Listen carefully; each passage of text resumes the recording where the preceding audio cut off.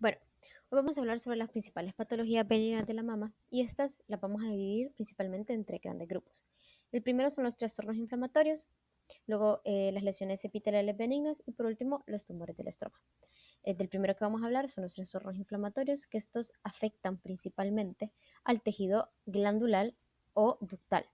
Tenemos como principal o de las principales enfermedades la mastitis aguda, que esta la causa principal son bacterias como por ejemplo el Staphylococcus aureus, y esta se da comúnmente más en la lactancia. Estas penetran a través de las grietas del pezón al momento de la lactancia.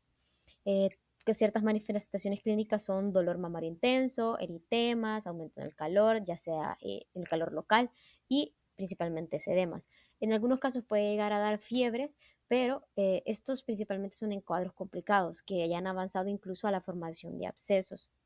En la morfología macroscópica tenemos que el segmento mamario se muestra edematoso, congestivo y eritematoso. Y esto, pues si llega a evolucionar, como habíamos mencionado, puede llegar a crear abscesos subcutáneos o profundos en donde se puede como ver ciertas secreciones. Luego la morfología microscópica, vemos que el infiltrado es denso de neutrófilos porque esta es una inflamación aguda. Entonces va a haber mayor condensación de neutrófilos en los lobulillos, en los ductos y en el estroma. Y esto pues, va a causar la destrucción del epitelio ductal y se va a notar en ciertas ocasiones como focos de necrosis, donde existen necrosis purulentas. Luego también tenemos la ectasia ductal, que esta es la dilatación patológica de los conductos galactóforos principalmente asociados a inflamación crónica. Esta es más frecuente en mujeres perimenopáusicas y estas sus principales características clínicas es la secreción papilar espesa, principalmente de color blanquecina, y cuando ya se tiene como tal eh, un, eh, una infección más avanzada, se tiende a tornar verdosa, dependiendo también de los agentes patológicos. También puede existir retracción del pezón y se puede palpar una masa retroalveolar que muchas veces no provoca dolor o puede llegar a provocar un dolor bastante discreto. Luego tenemos la morfología macroscópica, que esto principalmente los conductos se van a ver dilatados con un contenido pastoso amarillento y se va a ver pues fibrosis periductal. Estos principalmente se ven en mamografías, así como la estamos viendo en la imagen. Eh, Luego también la morfología microscópica se tiene conductos dilatados con dendritos celulares. Estos principalmente serían los macrófagos espumosos, porque ya sabemos que al ser una infección crónica, se va a tener muchas más presencia de células plasmáticas como también linfocitos y a veces se llega a tener infiltrados de histocitos. Luego tenemos como segunda parte pues las lesiones epiteliales benignas, que estas se originan principalmente en el revestimiento de los conductos o de los lobulillos. Y tenemos como principal los quistes mamarios. Los quistes mamarios son la dilatación de los lobulillos terminales o de los conductos que estos se llenan de líquido. Y estos pueden ser pertenecientes a las enfermedades como las llaman fibroquísticas. Estas principalmente aparecen en mujeres de entre 30 a 50 años y esto muchas veces también va a avanzar a una fibrosis, que es lo que normalmente es como la parte secundaria de estos quistes mamarios, cuando estos revientan.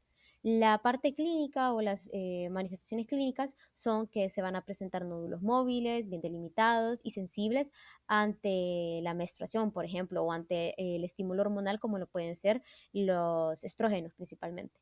Luego también estos bultos van a veces presentar dolor o sensibilidad.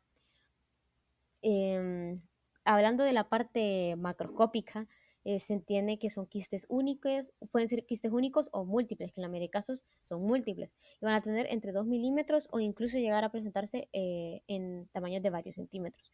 El contenido principalmente de esto van a ser líquidos claros, a veces turbios, y en algunos casos puede llegar incluso a presentarse como en un color como turquesa.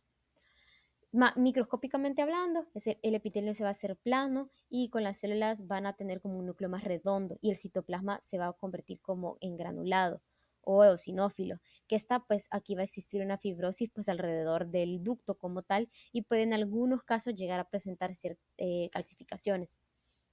Luego tenemos la tercera parte o la tercera clasificación, que es que los tumores del estroma. Estos principalmente provienen del tejido conjuntivo o del tejido fibroadiposo de la mama. El principal o el más común es el fibroadenoma, que este es un tumor benigno que es el más frecuente en la mama y está compuesto por tejido estromal y por epitelio, muchas veces llega hasta el epitelio ductal. También sus causas son como por ejemplo exceso de estrógenos y es muy común entre mujeres en edad reproductiva. Como tal, las manifestaciones clínicas pueden presentar una masa firme. En estos casos es más común que sea una masa única, que esté bien delimitada, pero que puede llegar a ser móvil algunas veces. Em, es indolora la masa y es de crecimiento bastante lento. También puede presentar múltiples fibroadenomas, pero a esto ya se le llama fibroadenomatosis. De la parte macroscópica vamos a ver, como ya lo habíamos mencionado, el nódulo redondeado, bien circunscrito o bien delimitado y que tiene como un color blanco grisáceo, como se muestra en la imagen. Es muchas veces de consistencia sólida principalmente. Y se puede observar como esta lobulación, que es como estos pequeños como bultos o semilunas que se forman como en la orilla del nódulo. Y como tal en la parte microscópica sí es un poco más específico. Aquí como ya tenemos una proliferación estromal, esta comprime los ductos y forma como patrones.